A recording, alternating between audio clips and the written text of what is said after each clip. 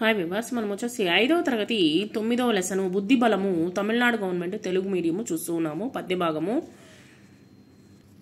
జతపరచండి. దాంట్లో వచ్చేసి పండ్లు కోసి కోతి వేసే తింటూ మొసలి చెలిమే చేసెను, తెచ్చి పెట్టవు కోటి దండెము ఒట్టు పెట్టెను మొసలి పెండ్లాము, చింత ఏలలో మిత్రమా నాకు తెలియగా జప్పమ్మా, అటులే చేసెను వానరంబు నీటి సాగెను మకరంబు, ముసలి నిజమని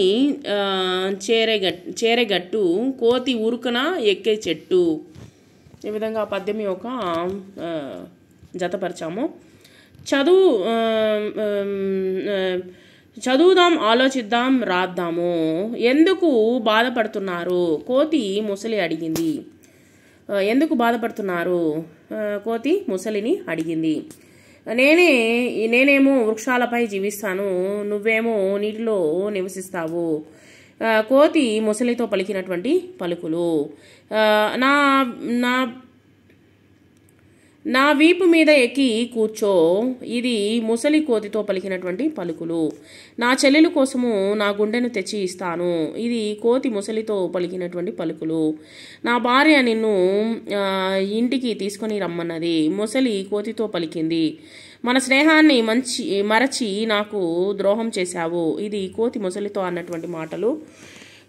విడదీసి రాయండి. మిత్రుడు ప్లస్ ఇచ్చేది నిజమని, నిజము ప్లస్ అని, ఉపాయము ప్లస్ ఒకటి, స్తబ్దము ప్లస్ అయినది. ప్రశ్నలు జవాబులు. కోతి ఎక్కడ నివసించేది? నది ఒడ్డున ఒక చెట్టు ఉండేది, ఆ చెట్టు పైన కోతి నివసించేది.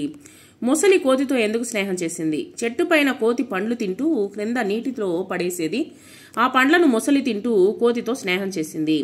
ముసలి భార్య కోతి గుండెను ఎందుకు కోరింది? స్నేహితుడు ఇచ్చినటువంటి పండ్లను తన భార్యకు ముసలి తీసుకుని వెళ్ళి ఇచ్చాడనమాట.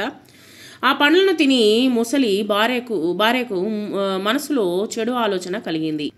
చెట్టు పండ్లే ఇంత తీయగా ఉంటే వాని తినేటువంటి కోతి గుండె ఇంకెంత తీయగా ఉంటుందో అని అనుకుంది. ముసలి భార్య ముసలితో తనకు కోతి గుండె కావాలని కోరింది. ముసలి కోతిని ఏ విధంగా తన ఇంటికి తీసుకుని వెళ్దామని చెప్పింది. ముసలి కోతిని తన ఇంటికి ఆహ్వానించింది. కానీ కోతి, నేను ఎలా రాగలను? మీ ఇంటికి నేనేమో చెట్లపై ఉండేదాన్ని, నువ్వేమో నీటిలో ఉండేదానివి అని చెప్పింది. అందుకు ముసలి, నా వీపు మీద ఎక్కి కూర్చో, నిన్ను చక్కగా మా ఇంటికి తీసుకువెళ్తాను అని చెప్పింది. ఆపద నుంచి కోతి ఎలా బయటపడింది? ఆపద నుండి బయటపడడానికి కోతి ఇలా అంది, ముసలితో నువ్వు చెప్పి ఉంటే నాతో పాటే గుండెకాయను తీసుకుని వచ్చేదాన్ని, గుండె జారి పోతుంది అని చెట్టు కొమ్మపై గుండెను దాచిపెట్టాను. త్వరగా ఆ చెట్టు దగ్గరకు వెళ్ళు, నా చెల్లెలు కోసము గుండెను తెచ్చి ఇస్తాను అని చెప్పింది. కోతి మాటలు నిజమేనని నమ్మి చెట్టు దగ్గరికి తీసుకువెళ్ళింది. కోతి ఒక చటుక్కున చెట్టుపైకి ఎక్కి తప్పించుకుంది, బయటపడింది. చెట్టుపైకి ఎక్కినటువంటి కోతి ముసలితో ఏమని చెప్పింది? మన స్నేహాన్ని మరిచి నాకు ద్రోహం చేశావు, నీ స్నేహాన్ని ఇప్పుడే వదులుకుంటున్నాను అని కోతి ముసలితో చెప్పింది. క్రింది వాక్యాలు వచ్చేసి ఏ కాలానికి చెందినవో చెప్పండి. శ్యామల పూజ చేస్తూ ఉన్నది. శ్యామల వచ్చేసి పూజ చేస్తూ ఉన్నది అన్నట్లయితే అది వర్తకాలము, అంటే పూజ చేస్తూ ఉన్నది కాబట్టి ఇప్పుడు చేస్తూ ఉంది, జరుగుతూ ఉన్నటువంటి కాలాన్ని ఏమంటారు? వర్తమాన కాలం అని అంటారు. రఘు రేపు వస్తాడు అంటే మరుసటి రోజు వస్తాడు కాబట్టి అది జరగబోయేది కాబట్టి భవిష్యత్ కాలము. లక్ష్మణుడు అడవికి వెళ్ళాడు, ఆల్రెడీ వెళ్ళిపోయాడు కాబట్టి అది భూతకాలంలో ఉంది. షాజహాన్ తాజ్మహల్ నిర్మించాడు, ఆల్రెడీ నిర్మించేశాడు కాబట్టి భూతకాలంలో ఉంది, నిర్మించాడు అనేటువంటిది. కవి పాట రాస్తూ ఉన్నాడు, ఇప్పటి కాలంలో జరుగుతూ ఉన్నది కాబట్టి వర్తమాన కాలము. రేపు మా ఇంటిలో పిండి వంటలు చేస్తారు, రేపు జరగబోయేటువంటి విషయాన్ని గురించి చెప్తున్నారు కాబట్టి భవిష్యత్ కాలము. ఇక్కడ కాలములను గురించి, భాషను గురించి తెలుసుకుందాము. కాలములు 3 రకాలు. ఒకటి వచ్చేసి భూతకాలము, రెండవది వచ్చేసి వర్తమాన కాలము, మూడవది వచ్చేసి భవిష్యత్ కాలము. సరే, భూతకాలము అంటే ఏంటి? జరిగిపోయినటువంటి కాలాన్ని తెలిపేటువంటి పదాలను ఏమంటారంటే భూతకాలము అని అంటారు. నేను నిన్న చదివారు కాబట్టి జరిగిపోయింది కాబట్టి దాన్ని భూతకాలం అని అంటాము.